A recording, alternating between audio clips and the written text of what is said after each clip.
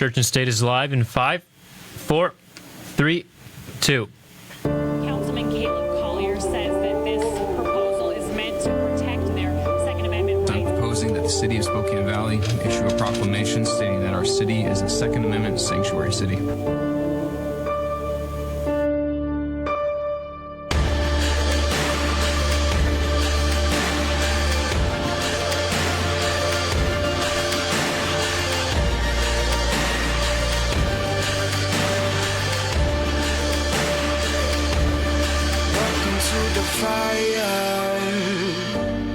Welcome to the fire.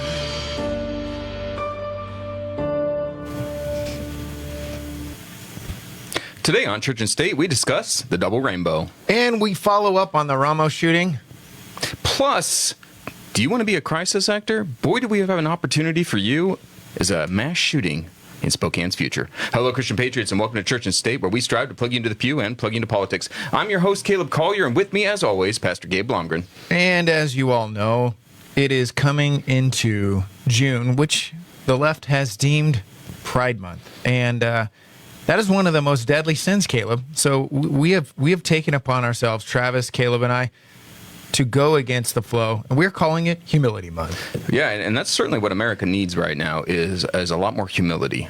We should not be prideful and arrogant, especially reveling in our sin, Gabe, which is really what Pride Month has become for America. And it's celebrated among, the left, the right. You've got images of people that you really respect on the Republican ticket holding up pride flags and whatnot. We need to beg for God's forgiveness in this country, not openly display our sin, because it's asking for judgment is really what it comes down to. Yeah, definitely. Hey, Travis, can you zoom in on my computer? I don't know if you can right now. It's very frustrating. You're down there at the very bottom. It says first day of LGBTQ Pride Month, June 1st. And it's literally giving me an alert. It says I can hide this, but my phone literally told me, it warned me, Caleb, that we are coming upon the very first day of Pride Week tomorrow. So in honor of that, I want to play one of the most famous clips ever. I just love this guy's voice. Oh my gosh, it is a double rainbow. I cannot believe it. It's a freaking double rainbow. Oh my gosh, oh my gosh, look at that, all the way, oh my heck. Oh my it's heck. A double rainbow. Clearly hey, Canadian. Cal, look at that. Hey, Cal. Double rainbow. You guys don't know, no friends. Gosh. He's like, hey, Cal, check this out. Hey, Cal, where you going? The other one's running away from you. All right, go ahead and stop that, Gabe. Look, because it goes all the way. Why do we have this? Because there are two rainbows. All right, there is a completion and there is a counterfeit. There is God's rainbow and there is the Pride rainbow. And what I find really interesting about this, Gabe, is God's rainbow actually has 7 colors in it. All right, and what is 7 biblically, Gabe? 7 is the number. It's divine. And then you have correspondingly the less divine number, which is 6. It's the number for man. We have, of course, 666, the famous number, which is man in all 3 forms. Mind, soul, and spirit. And then we have 777, which is the absolute divine in all 3. Yeah, completion, perfection. And the rainbow flag, the pride flag, only has 6 colors in it. Now, it's interesting. It's like Satan almost has to, as he's trying to take over God's rainbow, he can't use that number of 7. He has to reduce it by 1 to his number, that 6, that falling, right? That imitation, right? And so that's what we see here. And it's interesting, too. The color that they remove specifically is indigo. Now, indigo... Yeah, tell me about that. You actually put this up on Church and State. Those of you who know our page there on Facebook, you can see this meme or image you put up. Tell us about indigo. Well, yeah, and you've got it in front of you. I don't, so I'm going to turn it over to you here. But it's an interesting color that they chose to remove here. So why don't you go ahead and read to us what indigo actually represents? It says indigo is a color of royalty and of spiritual knowledge and wisdom, often connecting heaven and earth. The LGBT ultimately do not want to be connected to God. There it is. Wow. They want to revel in their sin. How dare God, the God of the universe, the creator, how dare he judge them for who they love? So true. And I don't know if you can, a little bit of the history behind it. Travis, if you can pop this up just for a second.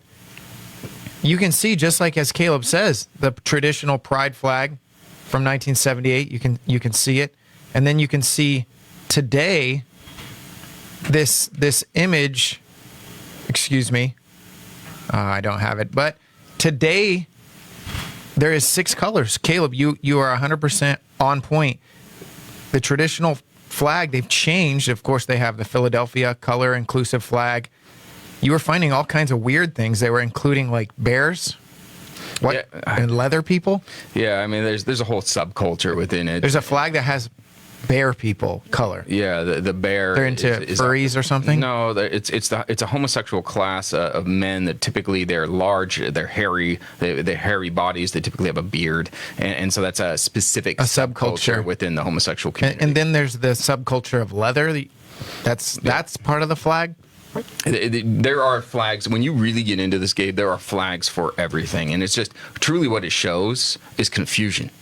And who's the author of confusion? Well, obviously it's the Satan. devil there, right? So you look at the Christian flag, it's one flag. That's all we need, right? All we need is Jesus Christ. Whereas you look at the pride, there's just a plethora of flags out there that represent all of this different confusion. Caleb, do you think it's a dangerous thing to spit back a covenant as a slap in the face to the Lord God, who used the actual rainbow as a sign from heaven, as a reminder to himself? A lot of people forget this. It was God's reminder to himself that he had established a covenant. And then the gay community, the LGBT community, the left community uses this as a slap to the face. It's very interesting. Do you think that's a good thing to do? Well, clearly it's not, Gabe. I mean, obviously this homosexuality goes against the laws of nature. This is what God has established. So the biggest thing here is they cannot procreate. All right. If everybody was homosexual, goodbye society. It's gone. Right. There's also a lot of disease, and specifically what's in the news today right now is the monkeypox. Right. And how does it transmitted? Well, it's being transmitted through the homosexual community. Okay. Even though it's not an STD. All right. Explain that one to me. But clearly, it is not a benefit to you, the individual, or to a society as a whole to reject God's covenant here, which is what the rainbow represents. I was just at a wedding. We've trenched in. I feel like we're deep into this subject, and a lot of you are probably, some of you, in agreement with us, and some of you are probably like, these guys are the most like offensive people I've ever heard. Then we're doing our job correctly. So I'm at a wedding. One of my best friends growing up, his daughter was married, and I felt the Holy Spirit. You ever been to a wedding and just felt God's presence? Yeah, absolutely. When they're done right, yeah. Yeah, I literally, that was so beautiful. These two had done it the right way, and they're just beautiful, young, 20 years of age. And I just felt God's presence there, and I began to think to myself, God is being honored in this ceremony. I could feel God being honored in such a way that I could feel him there. And everyone there. And I thought to myself, when a homosexual union or a lesbian union happens, Lucifer is honored. What do you, like, a lot of people think, well, what am I supposed to do as a Christian? Do I go to an event like that if it's a family member? Should I celebrate it? I'm telling you this, biblically, you are engaging in something that is similar to a seance. You're literally honoring Lucifer, the god of this world, with a spirit of confusion at a homosexual union, as a lesbian union. Any type of union like that, you're thinking, well, love is love. It's because you've been indoctrinated. Do you think the Lord God, Yahweh, Jesus Christ, is there in that union? Do you think he's present there? I'm sure he's not unable to be there. Some people think God can't be in the presence of sin. But I don't think he's honored whatsoever. Do you think Jesus is honored whatsoever when a man and a man kiss and say, I am forever bound to you? Well, clearly not, Gabe. I mean, the Bible has numerous scriptures, Old Testament and New Testament, that both talk about that homosexuality is a sin. It's an abomination before the Lord. So clearly he's not going to be honoring a union between these two.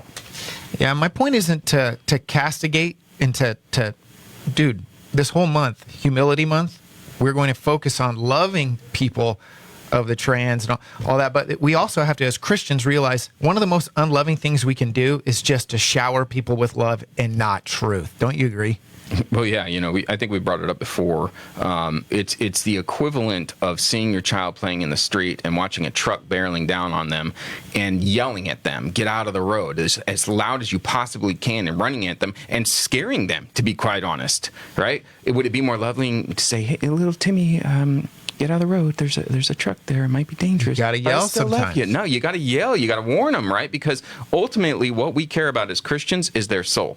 Right, where they're going to end up in eternity. So if it's offensive to you, if calling out sin is offensive, hey, you know what?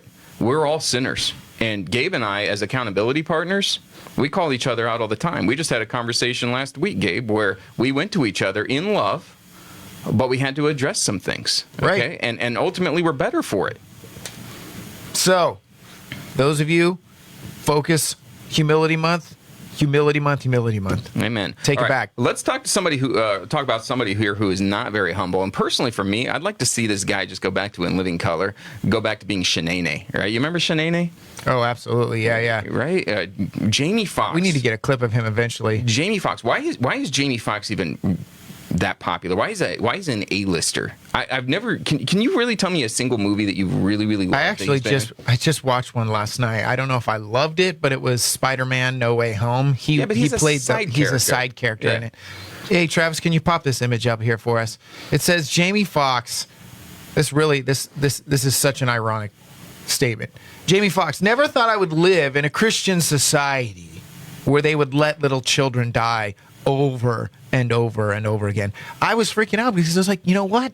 Jamie Foxx is probably going to finally speak out about all the African-American children that are slaughtered by the millions every single year at Planned Parenthood. Yeah, I was like, maybe Denzel Washington got a hold of this guy and let him know what was going on. No, right? He's using this as an opportunity to come against. Let me read what he says here, okay? Little society. angels, my heart goes out to your families. I agree with that. Never thought I would live in a society, a Christian society, where they would let little children die over and over again and still not change any laws. If the people in this country are leaders and so-called Christians, if they are going to heaven, I'll pass. Hashtag the devil is busy. Okay, that's Jamie Foxx's words right there on Instagram. Now, there's a few things here, right, to dissect here, Gabe. Never thought I would live in a society, a Christian society, where they would let little children die. I'll tell you right now, we as Christians are in the fight. We're in the war right now, and especially with Roe v. Wade. And let me just sidetrack on here real quick. June 18th, Spokane, Washington, over at the Clock Tower, 10 o'clock, we are having a pro-life rally. We're going to have music, speakers. It's going to be another big rally for us. We're going to march through the streets, all right? And this is in a response to the left, their so-called summer of rage, all right? Well, as Christians, I call to you, it's a summer to engage, all right? Amen. We need to engage in this fight and ensure that we overturn the murder of our most innocent, all right? Going back to Jamie Foxx here. If the people in this country are leaders and so-called Christians and they're going to heaven, he says, I'll pass. Jamie Foxx, if you don't change your ways, God's going to pass on you. God's going to pass on you, and you're going to enter into eternal torment. And that's not something I desire for you. Even though I dislike you, I don't want to see you in eternal torment. I really don't. I want to see you come to the saving grace of Jesus Christ and to turn your ways and to fight for what actually matters here, and that's the unborn. That is so scary that literally somebody would say that they would rather spend an eternity in hell than be around an environment of life-saving measures to save children. I don't get it. No. The Second Amendment has become a divide, man, and you can hear it more and more. Joe Biden will play the clip maybe another time, but he was coming after 9mm pistols, saying that 9mm, the round, will literally blow your lungs out. It will literally blow that's not even possible. The things that are being said right now are just absolutely ridiculous. So be prepared. Those of you, I've been saying for a long time, I kind of hope they go after the Second Amendment. Why? Because I think it's probably more important, Caleb, sadly, than the abortion issue to a lot of people. And I think it will cause more of a reaction if they go after the Second Amendment. But Anyway, we're still praying for Jamie Foxx. Moving on. Yeah, let's. You brought up guns, so let's go right into it. There's a little bit of more information that has come out over the Texas shooting at the school there. And what's interesting on this story, Gabe, this is coming from the Epoch Times, which, by the way, you have a fantastic opportunity to support this show and to get the Epoch Times for just $1 a month. $1 a month. All right, Gabe, how do they get there? All they have to do is just go to epochtimes.com, and you will see up here, log in or free account, subscribe up at the right hand. All you do is just click on subscribe. Those of you sign up for 1 month. It's only $1. Okay, sign up for 1 month. If there's any point that it asks for a code, any type of code or any type of promo code, you just type in the word church and state. You will literally get a whole entire year. Rather than spending $99, you spend $77. But try it out just for a month. Okay, Travis and I were talking about this. I thought you wouldn't get charged. You're probably gonna get charged, but they're gonna give you a notification before you get charged. Okay, 1 month. Okay, moving on to the story, which was cutting. I don't see anybody else talking about this, but why, Caleb, would you, as a teacher, prop open a door after you see a car crash and a random person getting out? With a rifle. With a rifle.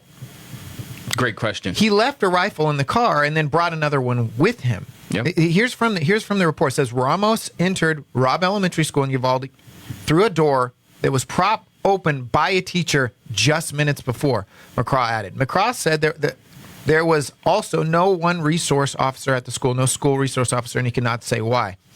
He says at about 11:27 a.m. Tuesday, the teacher propped open the door, coming about 1 minute after Ramos crashed the vehicle. So 60 seconds crashes the vehicle. 60 seconds later, this teacher, the same teacher, it says about 2 minutes later at 11:30, reported the crash and a male with a gun.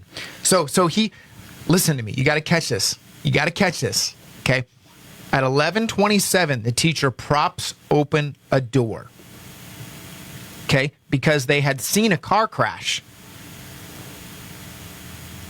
Then, 2 minutes later, at 11:30, somebody called, that same teacher called 911, reported the crash and a male with the gun. Yeah. And then leaves the door open. Yep. Why?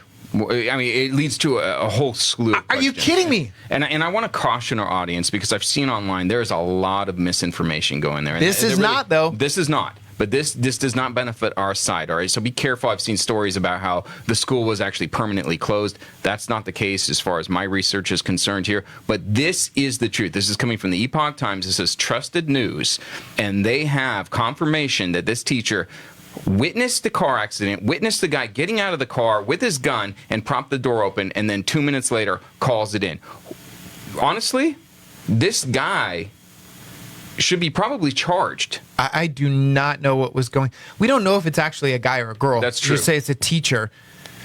This is coming directly from Stephen McCraw, the name McCraw that keeps getting brought up. He is the director of the Texas Department of Public Safety, and he's the one who's been saying, this was during a press conference, that I got to say it one more time, this very same teacher that saw the car crash 2 minutes later reported the car crash and a man with a gun 2 minutes later, and for some reason kept the door propped open.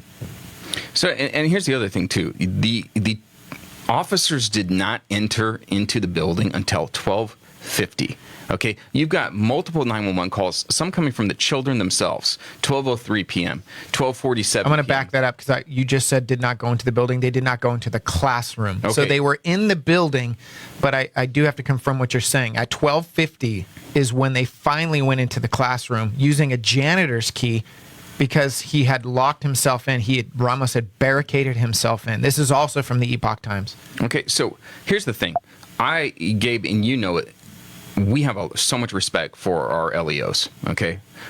Most of them are fantastic people. Are there You a few worked bad alongside apples? them. I worked alongside them as EMTs. You and I had a tremendous respect for LEOs. They're the Absolutely. first on scene. They see the hairiest stuff. Oh, without a doubt. But here's the thing that I want to bring up. This was a failure on this department. Huge failure. Okay, and I got to tell you, sometimes you receive an order, and I was in the Marine Corps. I've received a lot of orders in my life. Sometimes you receive an order and you know it's the wrong thing to do, and as an individual, you got to weigh that, and you got to say, there are kids that are being shot. I'm going in. Even if it's on my own, I am going in. And I don't care if I take a bullet. I'm going to go save some lives. Right. Okay? That's the action that you would hope that, I mean, Gabe, you and I would both hope that we would be those types of people. And we've never been put in this situation. But I would hope that I would respond that way, that I would say, I'm not waiting. I'm not waiting for backup. I'm not waiting for the SWAT team. There are kids that are being executed by some psychopath, and I'm going in there and I'm going to end this guy. Exactly. Caleb, this is from the report on Epoch Times. It says, this is from McCraw. He says, a decision was made on the scene that this was a barricaded subject situation, meaning these were hostage. It's more like a hostage event. Okay, there was time to retrieve keys and wait for the tactical team with the equipment to go ahead and breach the door. Caleb and I know that equipment is a riot shield. You use a riot shield as you approach and go in. You make egress. You come around. 3 people usually strafe around a corner and take an individual out. That's probably how this individual was killed, is using shields. Okay, the equipment to go ahead and breach the door and take the subject. He said, adding there wasn't at that time, at that point, adding that he wasn't there at that time. At that point, that was the decision. That was the thought process. And this was the decision was made by the higher up officer.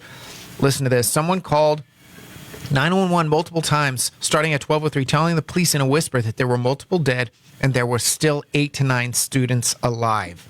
At that point, you go in. You go in. When you got a little child How begging. would you breach a door? Easily. Yeah. Kick it in or shoot it. Shoot the door. Something. Go in. Yeah. You have on you body armor. Caleb, I know you love your kids. I know you do. I know that there's fear, healthy fear in the both of us. But at that point, if that's your job, Caleb, that is your job. You put on body armor every single day. Yeah. You got to go in. Absolutely. And we run to conflict. We run to address the problem. That's what we do. There are sheepdogs among us, and those of us who have made that decision to be a sheepdog, we run towards conflict. We don't run away. We're trying to protect people, and that's what should have been done in this case. All right, let's move over, Gabe, to this very interesting story coming out of Spokane, Washington. All right, and here's and let me backtrack into this school shooting as well. There are rumors online that I have not been able to confirm yet. I'm not sure if you have, but there are rumors that there was the day prior that there was a crisis act at a high school over there. Okay, same Very area. interesting. All right, and now in Spokane, we've got an organization, work for HDS.com, Human Domain Solutions, Can you LLC. put this up, Travis? All right. Now hiring casualty role players to support a National Guard training exercise in Spokane, Washington on June 4th through 7th. All right. So right around the corner here, we have got a call for crisis actors. Here in Spokane. All right, which leads to the question. We've seen these time and time again, and there have been big media people out there that have pointed out that at a number of these events, there's always some type of a crisis actor role-playing game, either the day of or the day before. And it seems to be, Gabe, if you're kind of matching these two up, it seems to be that they go in there and they do these types of things to put people at ease. Oh, wait, no. You heard shooting? No. That's just the role-playing that's going on. That's the National Guard. And then it seems that that these individuals, these wind-up toys, go in there and actually wreak havoc in the town. All right? So I think we need to be on guard here. Yeah, I think absolutely. if you live in Spokane, you need to be watching for this. Now, Gabe, walk us through a little bit about what they're looking for specifically on this.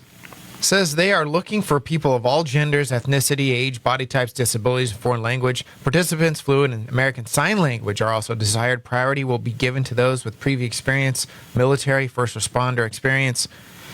Okay, those who have participated in past disaster preparedness exercises. Okay. Yeah, it's an important This is community interesting. service, Gabe. It's going to save lives and protects the citizens of your state, and you get paid for doing it while having a lot of fun, and you get snacks as well. beverages included. So why wouldn't you want to be a part of this thing, right? What they're going to be doing is they're going to be looking for crisis actors. They're going to designate, okay, you've been shot in the arm, you've been shot in the leg, you're going to act accordingly, they're going to put fake blood on you, and they're going to work through it. So we don't know exactly what the crisis is that they're going to do. Could it be a school shooting? Could it be an attack by a foreign government? We're not entirely sure. I think we should have audience members apply for this. So how do you do that? So you just go ahead. If you have any issues, feel free to call. You can actually do an online application, okay? But you can also call 729-3520, select option 0. And it'd be interesting to send some of our quote-unquote folks in.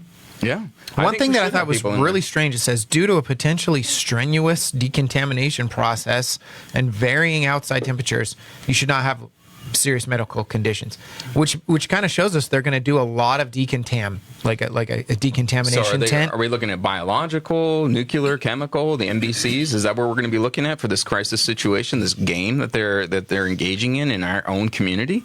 Gabe, I think it leads to that. But hey, you actually get paid for this as well, $100 to $400 that you're going to be paid to engage in this. And for our audience, if you're somebody that's willing to do this and actually get in there and give us a behind-the-scenes view of what's going on, please apply to it. I mean, you got workforhds.com/apply. Gabe just gave the number as well. Get a hold of us at Church and State, Gabe. How do they get a hold of us in order for them to So Messenger works really good. Caleb is really super fast at getting back to people. If you want to go to at Church and State 1776, those of you who have Messenger on Facebook, send us a message. Contact us. Ask us a question. Give us some information. If you guys even have any tips, okay? Give us some tips. And share this. You know, we've got a lot of different social media presences now, Gabe, right? So can you walk us through that as well as to how they can share this, how they can spread the message here? Yeah. Also, we're on Twitter now, Church and State. You can find us there. Also, we're on Truth Social, Donald Trump's platform. We're also on Rumble. You know what would be really helpful is for those of you who are on Rumble, click subscribe to Rumble, because I really do believe in times very near you're going to see an even greater shutdown that was even close on the whole COVID scene. You're going to see a shutdown like never before. We have one strike on YouTube. We only get 2 more. Well, we just did the rainbow stories. Yeah, so strike 2 right there. I don't know. We'll see. Yeah. Anyway, please help us out.